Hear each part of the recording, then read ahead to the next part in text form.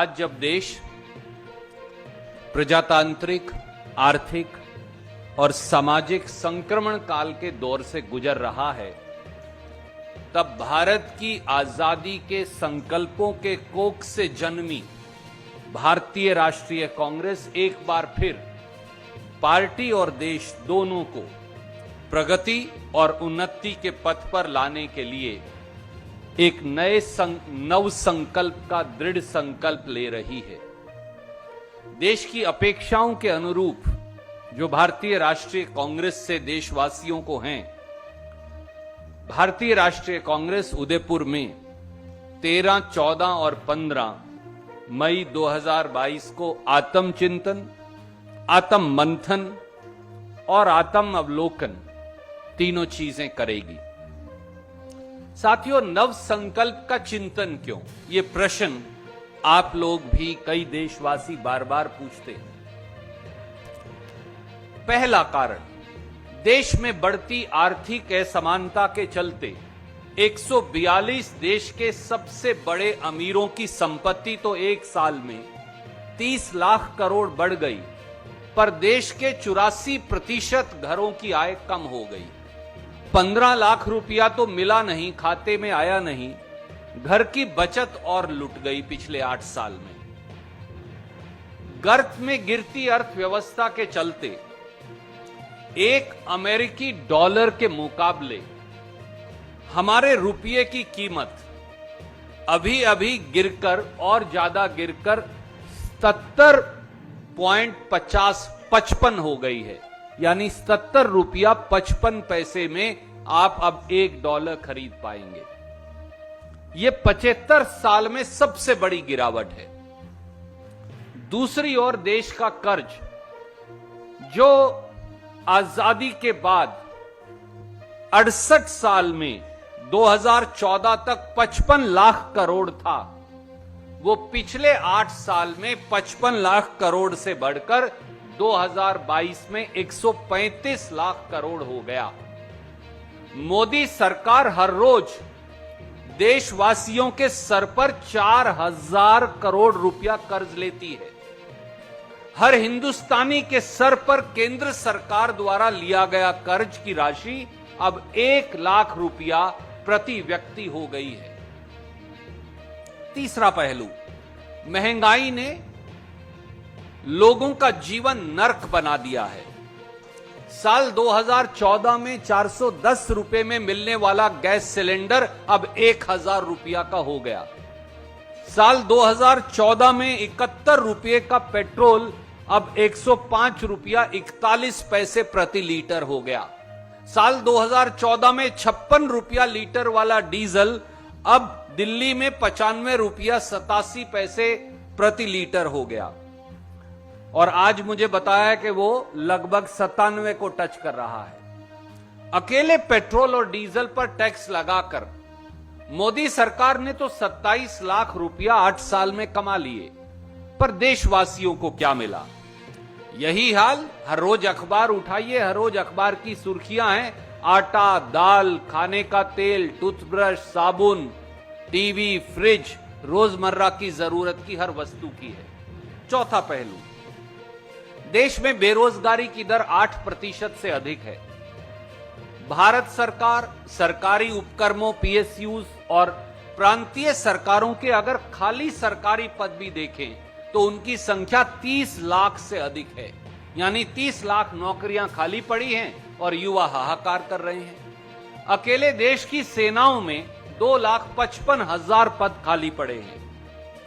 निजी क्षेत्र में एमएसएमईज तालाबंदी की कगार पर हैं। करोड़ों एमएसएमईज बंद हो गई हैं। 2 करोड़ रोजगार हर साल देना तो दूर, करोड़ों रोजगार छीन लिए गए हैं। एक और पहलू, किसान व खेती को प्राइवेट हाथों में सौंपने का षड्यंत्र जारी है। पहली बार खेती पर टैक्स यानी जीएसटी लगाया। खाद पर, ट्रैक्टर पर, खेती के उपकरणों पर, कीटनाशक दवाइयों पर।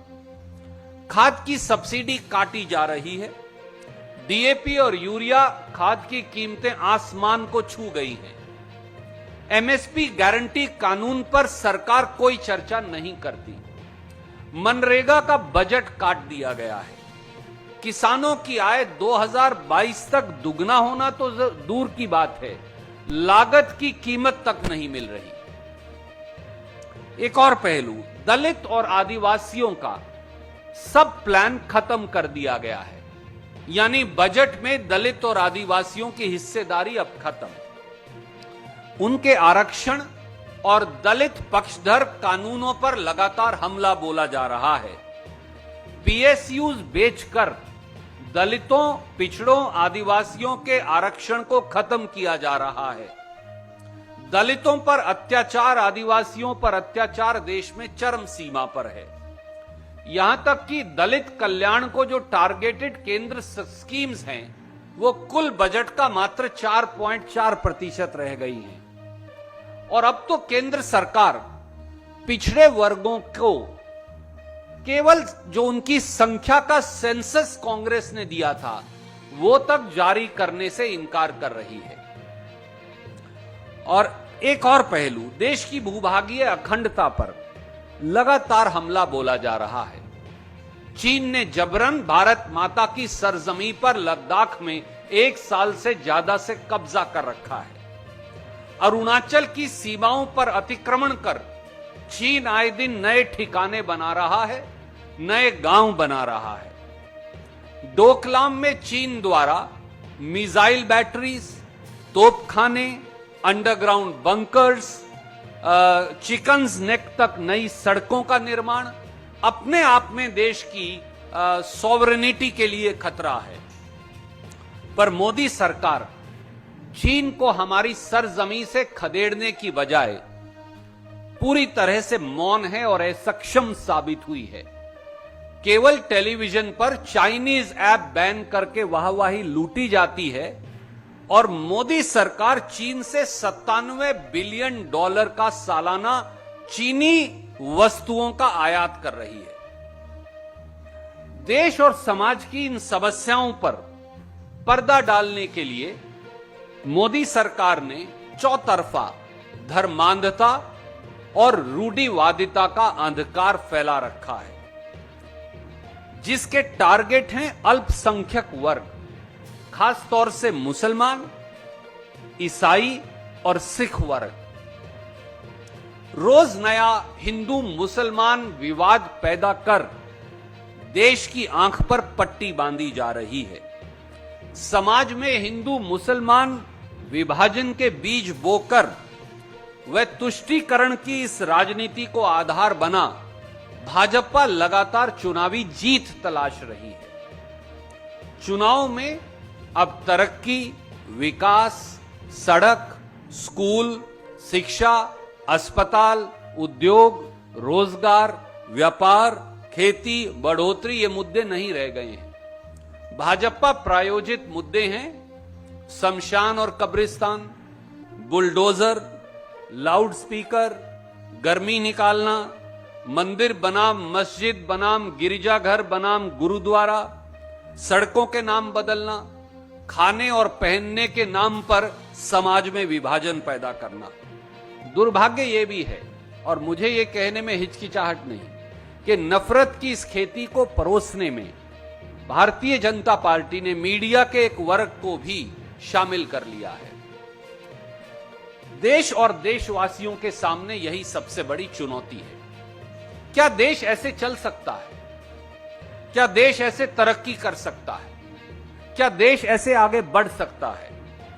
क्या भविष्य के भारत का निर्माण धार्मिक बंटवारे, आर्थिक भेदभाव और जातिगत बंटवारे के आधार पर होगा?